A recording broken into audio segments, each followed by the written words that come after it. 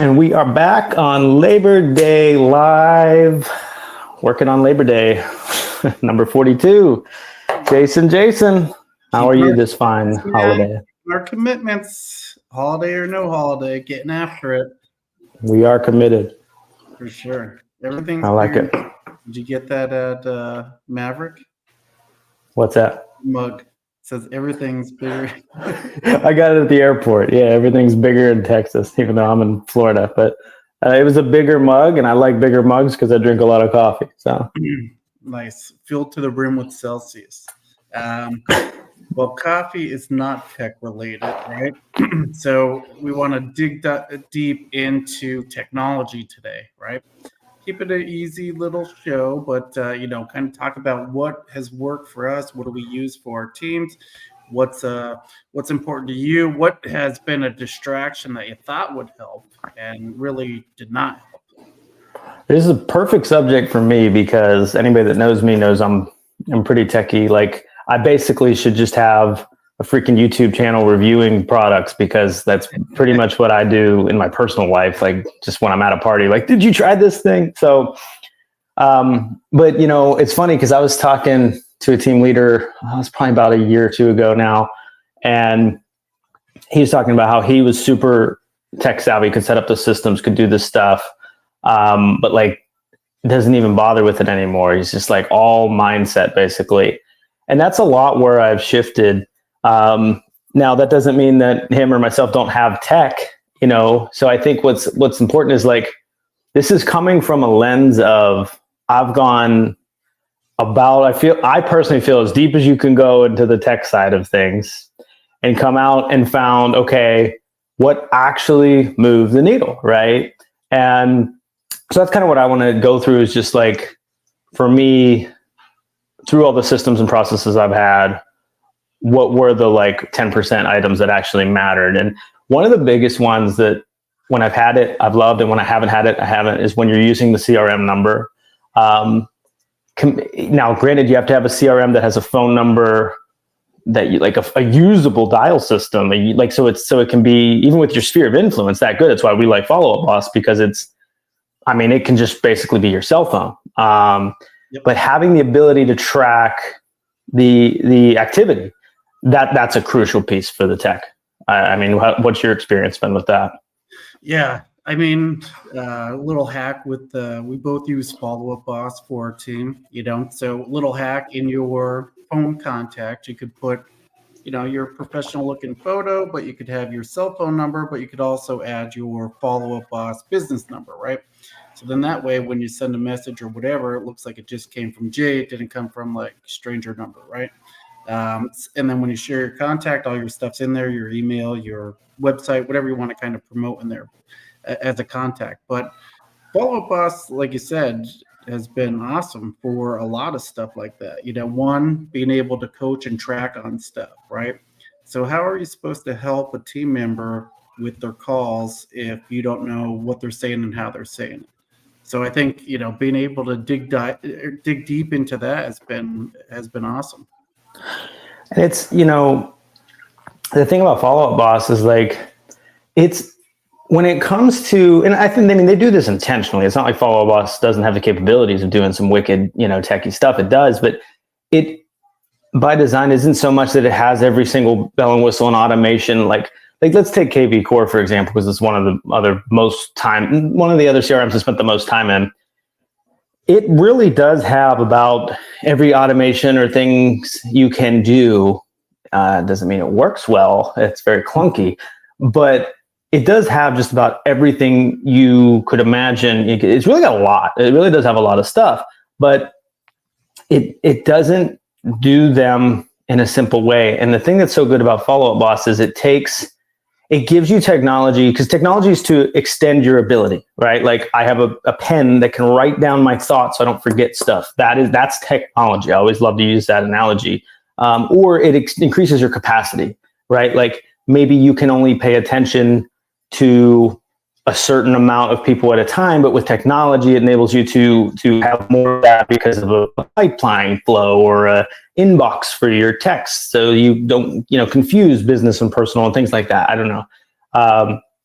just different things. And I think Follow Up Boss just does a really, really good job at giving you the tech to use, but not making it so you have to program a freaking computer to use it.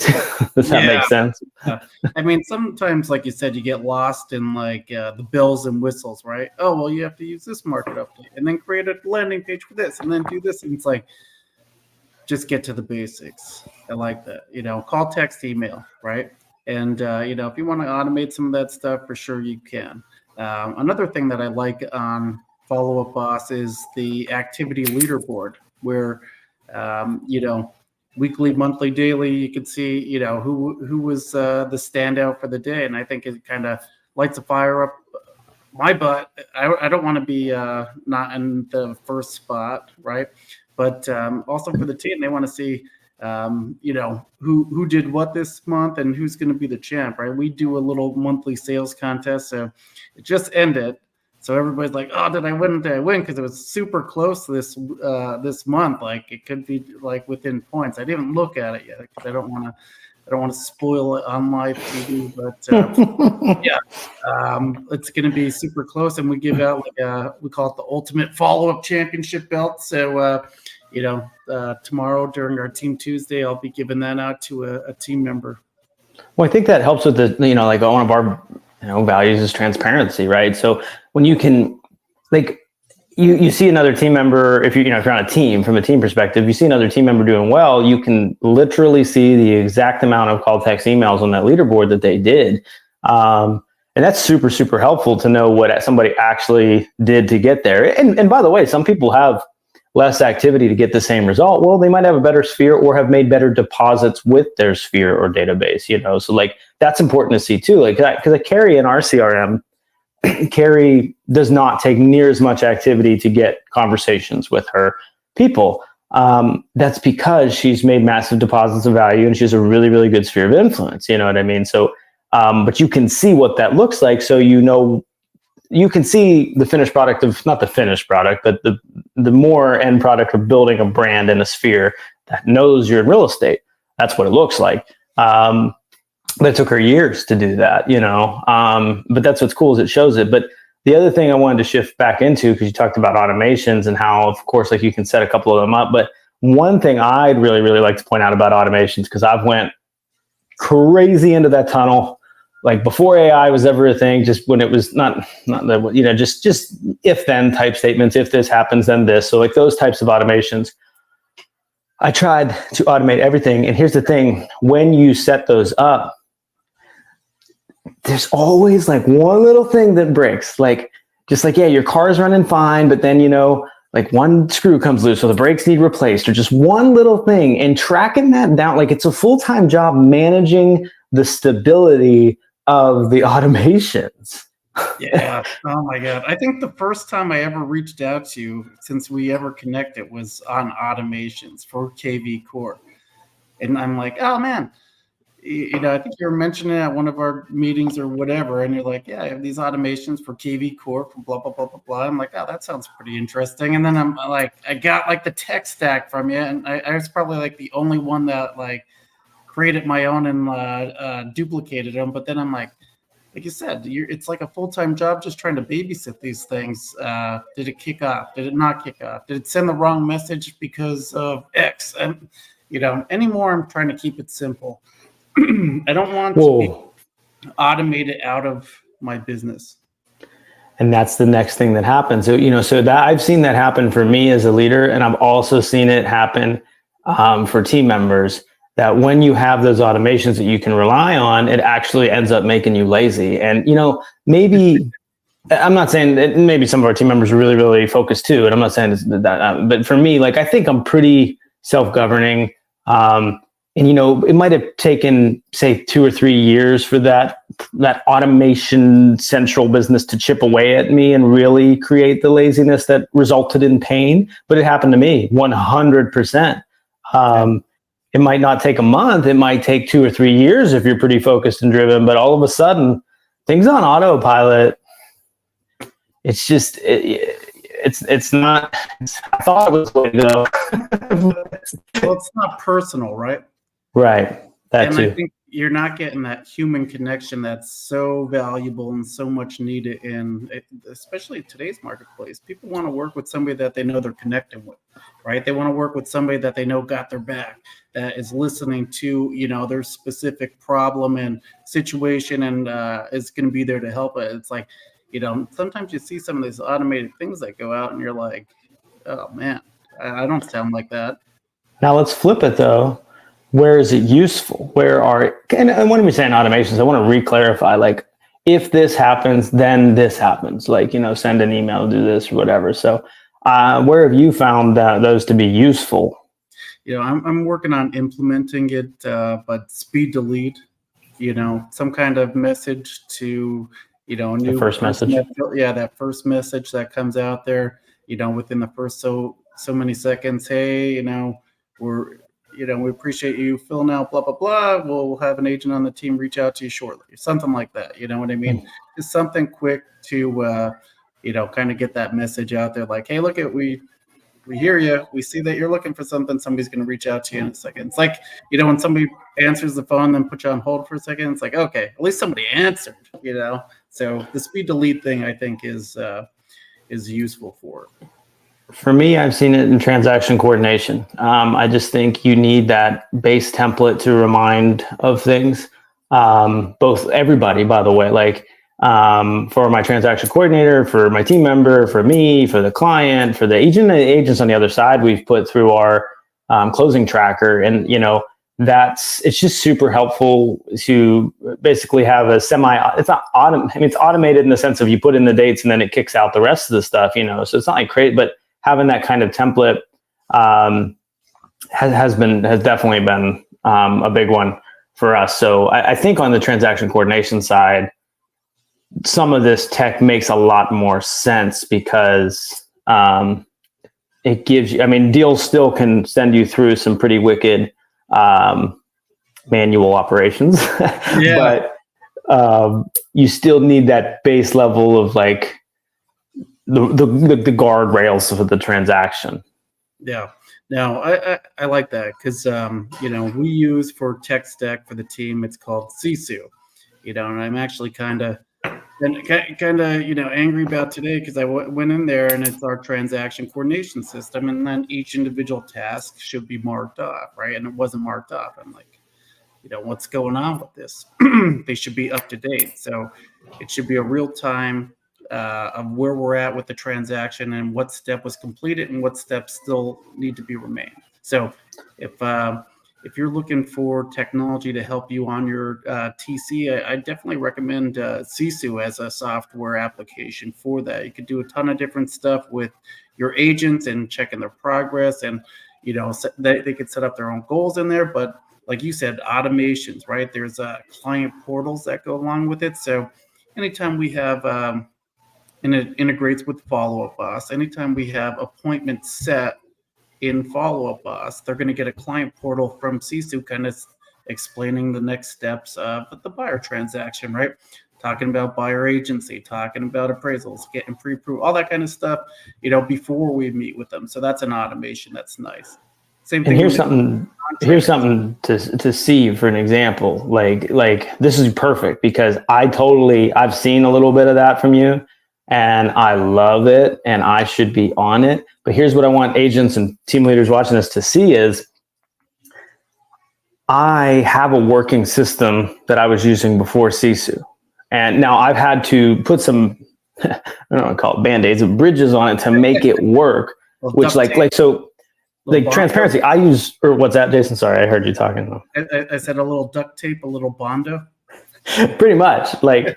I'm in transparency, I'm using Folio, but Folio is a Google Chrome extension, and it gives a timeline tracker. It kind of gives tasks. But if you were to go out there and use Folio today, you would not be using it the way we're using it. We took a while to set up this kind of system that's kind of integrated with Google Calendar, but then also integrated.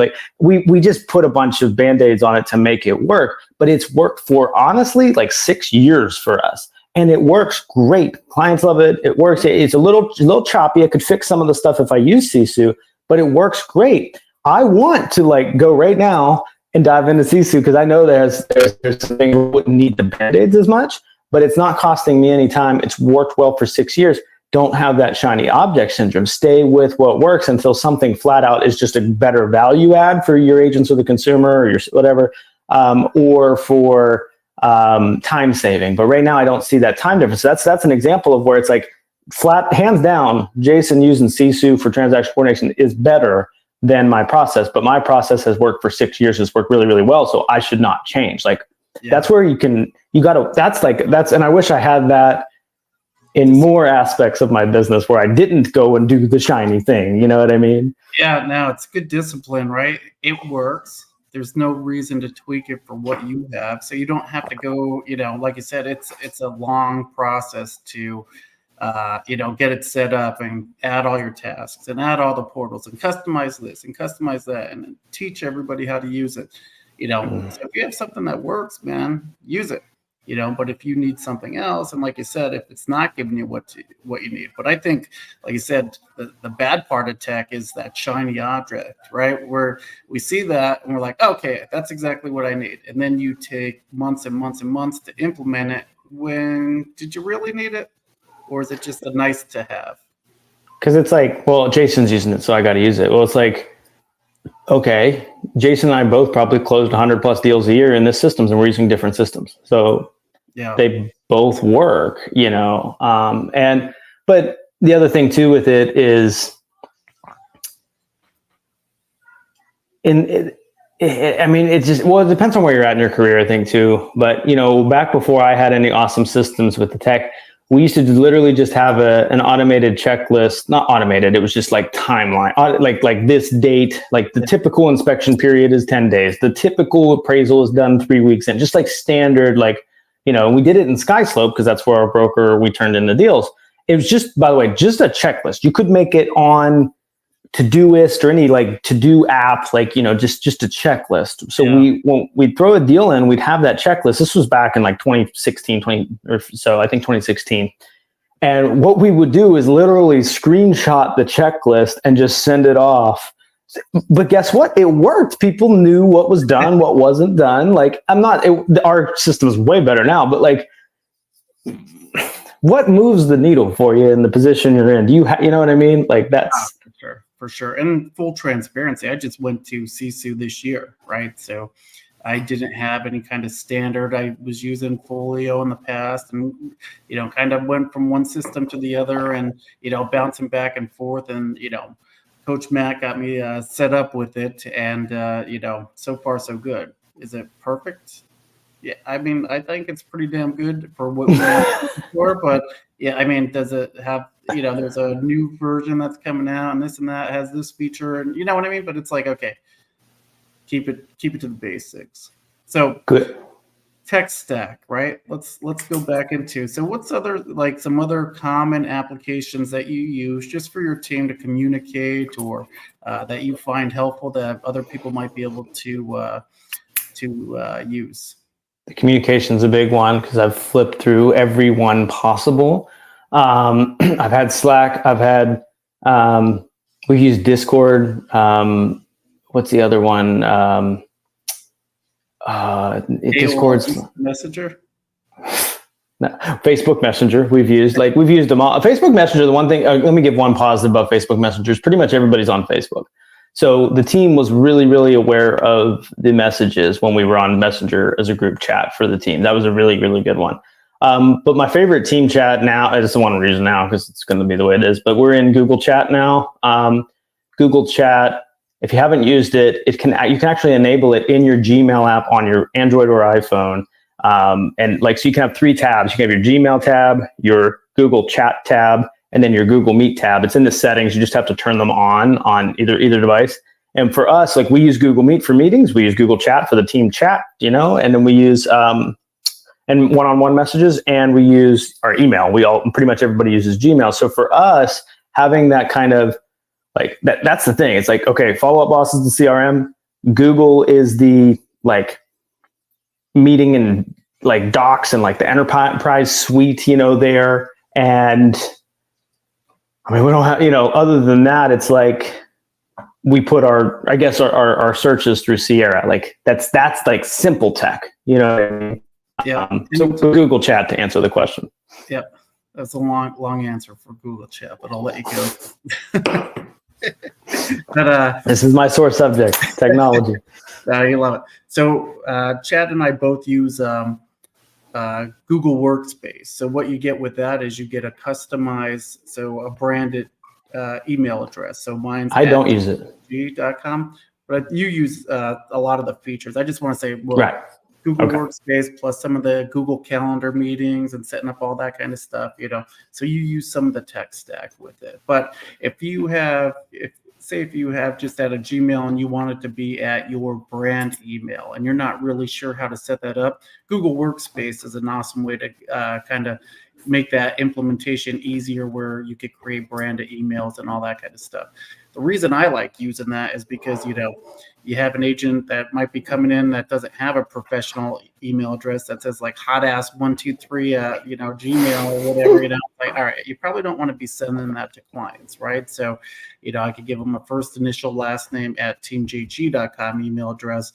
And then they have a Gmail that's just for their business, so they could keep their hotass123 at, all their personal stuff personal, and then keep their business stuff business, right? And then we have, like you said, with the Google Suite, you have Google Calendar. So we have team shared calendars where, all the important dates should be. And like you said, all kinds of Google Chat. We don't use that. We use Slack for our communication, where we have individual channels on there. But, Google Chat is also pretty awesome. But one thing with the workspace that I showed you that was pretty slick was that Google site. We created that Team Google site, and you can do that on the free version too. Yep. Yeah. Same thing with the free version. You could create your own site, but it's a resource to be more resourceful, right? So we have all our stuff. We had it in Google Drive and folders, and it was kind of a little bit complicated. Hey, where do I find this? Where do I find that? It's a nice way to kind of organize things for the team.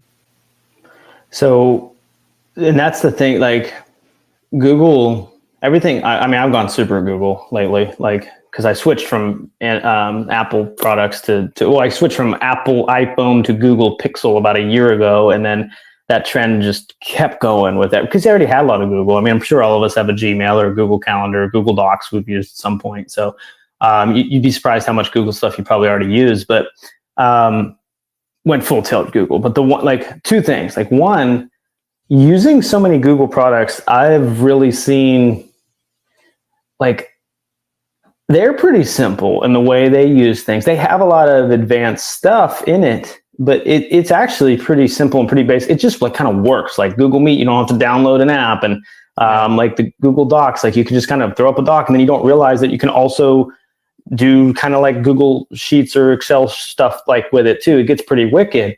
But the big problem with Google, like you said, is that it's all over the place. It's like a hodgepodge of just. So making that site it's a hub, basically. It's a hub for all things. And I think that was something that I was trying to do and couldn't set the time aside to do. And you showed me yours, and man, what's that? Should I show the folks what it Sure. looks like? I can't today because I'm on my phone, but yeah, sure, if you want to. Let's see if I could. It's just crazy that I'm able to do this from my phone. Where we're at in 2024 is just technology is amazing. But while you're loading that up, oh, I have to add it. Sorry, gotcha. Add the stage. I didn't know you were. There you go. Could you see it? Yep. Yeah, so it's a simple website that we built up, right?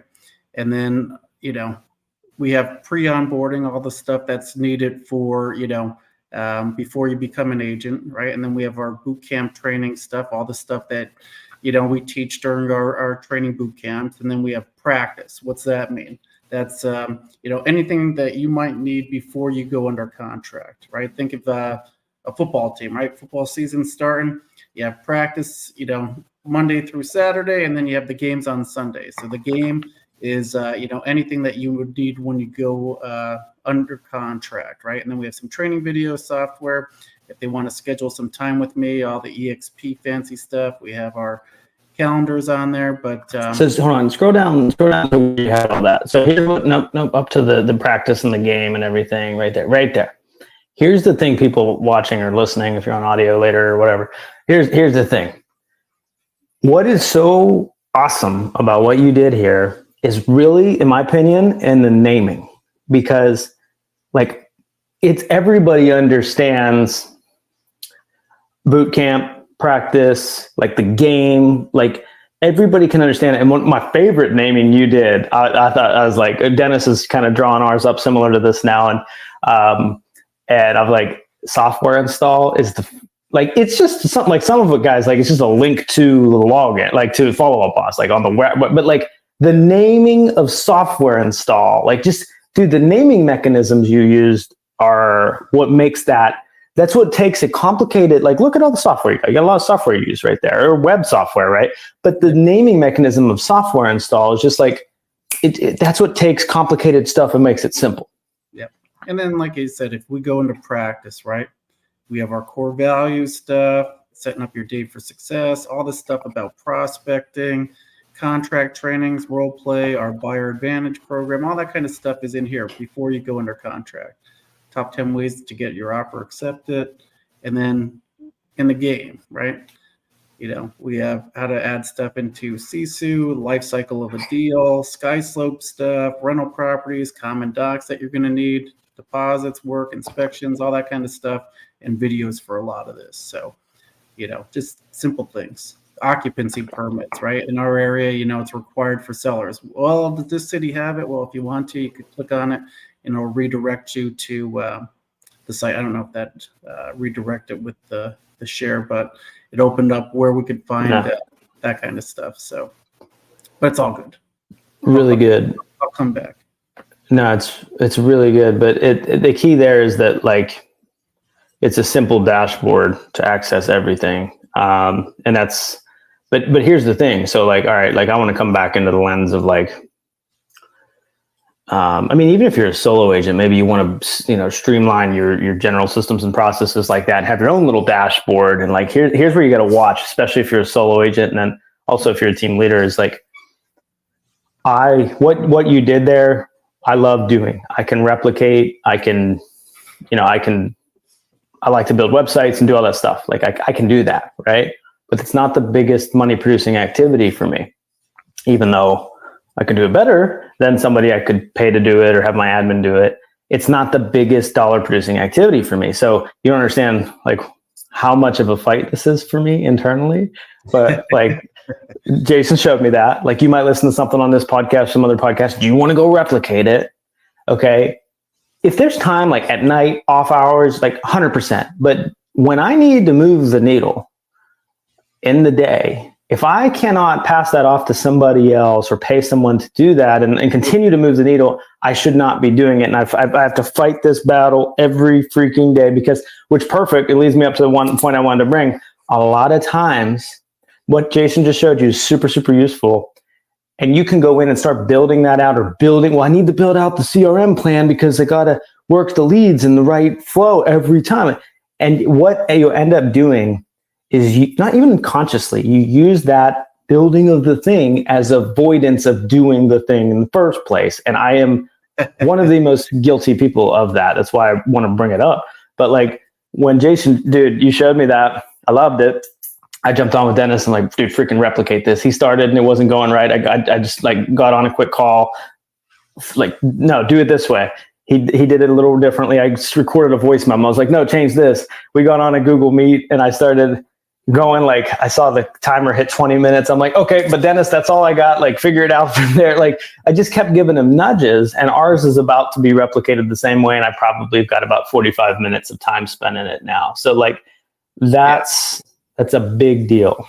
Full transparency on that. So I went to Fiverr, Fiverr, and I had somebody, Fiverr. I'm old. What do you want from me? I don't know. I like messing with you. It's fun.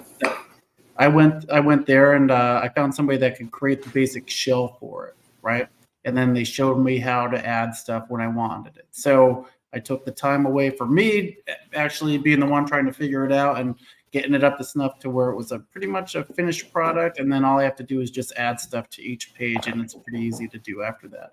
But the reason we did that was because the Google Drives were just getting too complicated. Where's this? I can't find that. Would you put that video? It's like, and that was something feedback I heard from the team, so I want to make it nice. Yeah, no, that's really, really good stuff. And so, what's the worst tunnel you've gone down relative to tech? Good question. Worst, you know what? Every time they say there's an easier way to do that, I feel like it's I spend more time trying to figure out the easier way than if I just did it originally. Like a simple thing, right? So on iPhone you have shortcuts, right? If I want to just say, hey, if I have a listing and I want somebody to say, hey, use showing time to enter it, we appreciate it, whatever, I can create a shortcut on my phone. If I type in PST, it'll come up with like, hey, thanks for reaching out. Please put it in showing time to schedule your appointment. Thanks. Let me know if you have any questions or whatever. Instead of just saying, hey, look at, please put in showing time, I have like a fancy like little shortcut for it. Trying to figure out how to set up the shortcut, what was the code for that particular thing, and all that kind of stuff. It was a total distraction, and I'm just like, I never use it. Except for, if anybody asks me my contact info, I could just do JG, and it'll just send them everything, which is kind of nice. So, how often do you use them? Not often, and it was a big waste of time for fucking trying to set it up and figure out how it was going. I could see the value in it, but I'm like, I don't want to have to remember all these 3-letter acronyms for everything that I want to like text out. And like, fuck it, you can either talk into it and make it easier, or you can fucking just type the thing out instead of trying to figure out, was it LST to say this, or was it BSR? I'm like, fuck that. I've used that before. So I know what you're talking about. What I did use, I like though, here we go. I can always get into this, but what I did use when I had Apple, there was, I can't even remember the name of it now. Message me if anybody wants it, but there was an app that was synced on Mac and iOS that basically kept all of those, but in like folders. I mean, you could do this in any app, but it was nice because it had like quick keyboard shortcuts on Mac. And I think there was something cool that it did on iPhone too, but it had all that stuff without having to remember an acronym to use it. But I think like, if you find, like, I've seen a use case where that makes sense too. That's why I'm struggling with this, Jason. The code stuff and like, but if you find yourself saying the same thing over and over again for 30 days, I think if you set like, you maybe have a once a month thing where you go like, okay, what can I simplify? And if you have a, standard set of things and you start putting them in like certain folders, like of things that you're saying, that's definitely something I've done over the past. I just did it. We're running this one lead gen, and I was saying the same responses about 90% of the time for a 30-day period. So I took about 20 minutes aside and just set it up. So in that system, I could just click those standard templates. Now it's first response. Like from there's a conversation. There's not like there's some big automated, but like, so like there is a use case where that's possible. But yeah, if you go to the lengths of like, you can go too deep. Let's start here. And I think, if you're a Mac guy, I think you automatically get sucked into, hey, hipster technology. I need this, I need that, right? If you're just using Macs. I see a lot of Mac users like this where they're like, as soon as I get my Mac, I have to have like this video editing software and I have to do all this kind of crazy stuff on it. It's like, I like Windows because it's simple, right? I don't agree with that. No? Am I being poo-pooing on the hipsters? Well, there's definitely, I understand what you're saying. I know what you mean. New agent, freshly licensed, has to get a Mac. I bust Rick on the team because I'm like, dude, it takes fucking 2 hours to set up a printer on this fucking thing. I go, no, I don't see that. I don't agree with but there definitely is like a maybe a culture or a vein of way of going that for Mac users that it's got like, I gotta have this thing and this, like it's like it's it's the avoidance thing. It's like, well, I've got to have this stuff before I can do the thing, instead of just doing the thing and piecemealing it together as you go, like action over not even skills, but tech setup, like 100%. Like that's true. I see that there is a tendency with Apple, that I see that, but I don't agree with the Windows thing, because for me, Windows, and we're getting into my tech world here. Here we go. But with Windows, they just have so much bloatware on Windows. There's so many extra like antivirus and different things that it slows it down, and it's confusing and complicated. They all have their own pros and cons. I mean, I've used Windows in the past 12 months. I have used Mac, I have used Windows, and I have used Chromebook, all to run my business, because I was in a transition period. So I've literally, I'm in the fresh of seeing all that. They have their different advantages. Like they have their different advantages for all three. But at the end of the day, what you're talking about is like, well, I can't. So I had a buddy who was getting into real estate, and he wanted to do content. He's like, I'm getting my studio set up in my office. And I know that kind of like looks like what's going on here. But go back to 2017 on, when I fat face and I was still doing this stuff, and it didn't look like this. So, but it was, I got to set my studio up and I'm going to do a bunch of content. Like that was said for 6 months, and then not a single piece of content was recorded. So it's a big problem. True. Yeah. But I'm standing up for Apple for a second, because it's not just, Apple is easier to set up a printer on. I don't care what you say. Well, maybe not for like IT department network, like a big corporation, but at home, dude, it's easier. Analysis by paralysis, or overthinking, or having the right tech, right? So think about this, like with the podcast and stuff, right?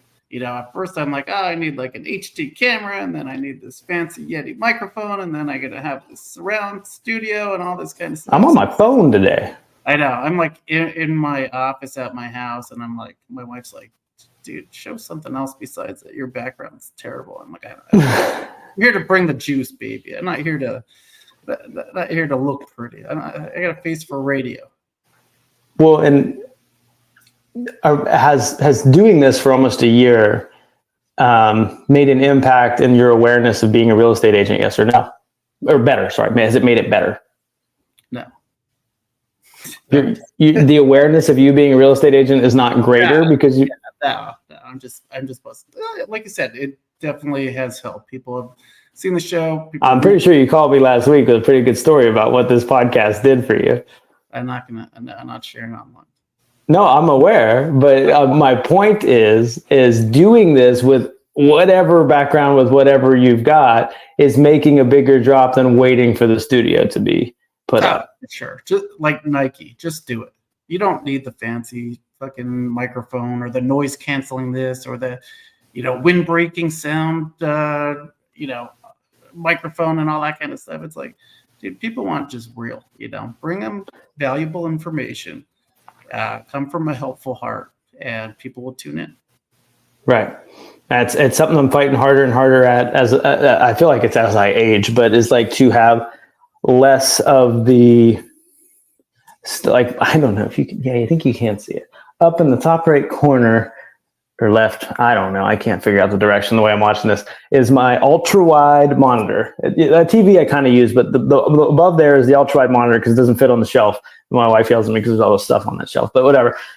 That ultra wide monitor gives me so much real estate to avoid shit. And I have a graph up of something. It's like the Matrix. You have like the digital stuff like dripping down the screen. Right. So I've made a conscious effort to like clear my desk of stuff, and like, I've gone backwards to like pen and paper. Like, I'm on my phone. What's this? I said same way, man. I got the whiteboard. I got the pen and paper. I actually went down the rabbit hole with it. I have a Surface Book Pro, and I thought, I'll have it like an iPad, and then I'll take it off and I'll be drawing notes, and then I can do this and that. Never use it for any of that stuff. I'm like, no.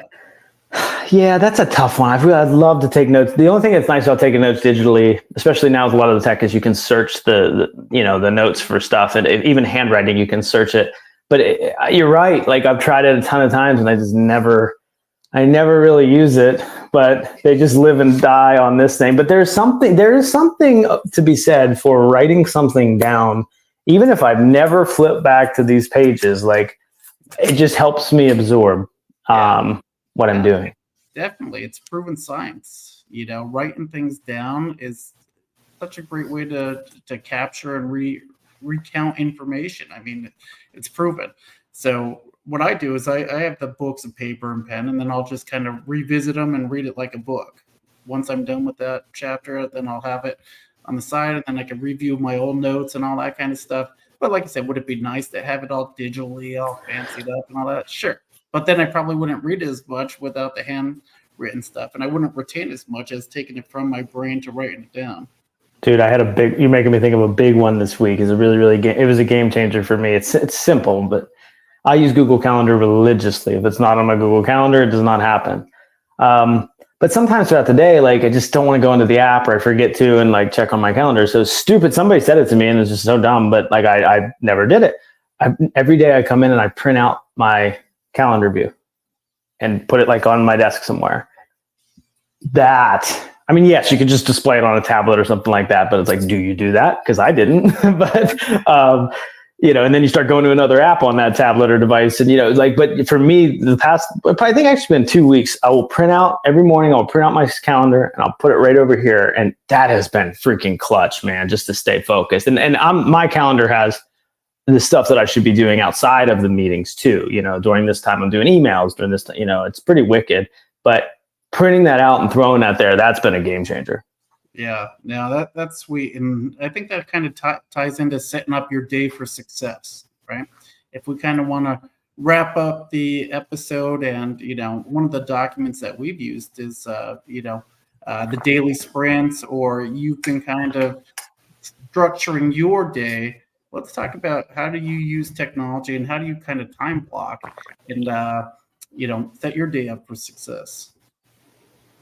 That's a mess. That's a hard one. I've struggled with that personally, but I think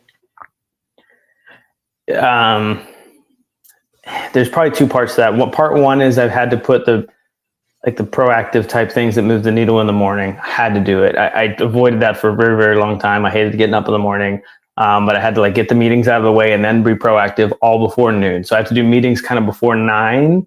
And then proactive before noon. Those two things have to happen, or my day just does not go right. And I did not want to do that, but I did it. The other part of it is I stopped putting buffers as much for things. Like I used to put these huge buffer areas, and I just sucked it up and just go at it. And it's made me way more efficient and effective. So even if it's just time to work on emails, there's no go 15 minutes after your meeting to chill and decompress before you do your email. No, it's just meeting to emails and honor the schedule. You know what I mean? So no buffer time and getting stuff done in the morning that I need to get done. Yeah. Ed Milet had a good podcast on calendar balance, right? And one of the things he said is do we need this much time for all these different calendar events? He's like, do we need an hour? How many times do you just block off random amounts of time, like half hour, 2 hours, right? When it could be shrunk down. And then, like you said, a lot of the times, what do? We try to get every use of that time block, right? Instead of just shortening it and making it short and sweet, and making it a half-hour meeting instead of an hour, a 15-minute instead of a half hour, and then you'll have more time in your day. So that'll help free up some stuff for you. But what happens, and I like what you said, get everything done in the morning. Get your workout in, get all your proactive stuff, your money-generating activities done in the morning, because once the day starts getting started, man, and the chaos starts, it's hard to get back on track.